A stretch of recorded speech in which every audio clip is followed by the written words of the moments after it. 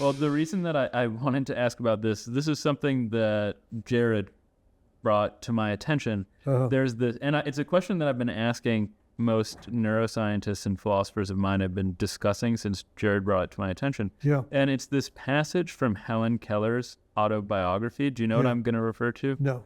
Okay. Well, in her autobiography, I think he got this by way of one of Dennett's books, she is reflecting on her time as a child before her teacher came when she did not have language. Yeah. And she describes She wonders whether there's a God exists. No, that's not what I was going to say. Oh, okay. Is actually that she describes herself as being like this bumbling animal motivated by impulse, not really being able to grasp onto the world, having no memories from this time. And she says explicitly that she was not conscious. And what I'm wondering is what you think the connection is between language and consciousness, because I think this is vital to some theories of consciousness, and then whether or not you think she's right to have speculated or thought that she was not conscious.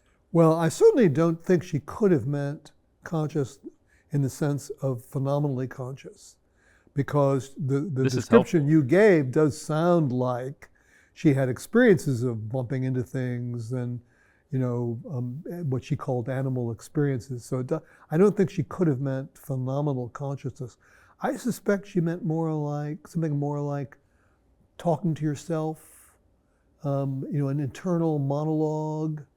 A similar point came up in this kind of cult book by Julian Jaynes called The Breakdown of Consciousness in the Bicameral Mind, or something like that. I wrote a review of it. It's on my website. And he argued that between the Odyssey and the Iliad, the Greeks discovered consciousness. And what he's going on is the idea that they didn't have internal monologues before a certain point.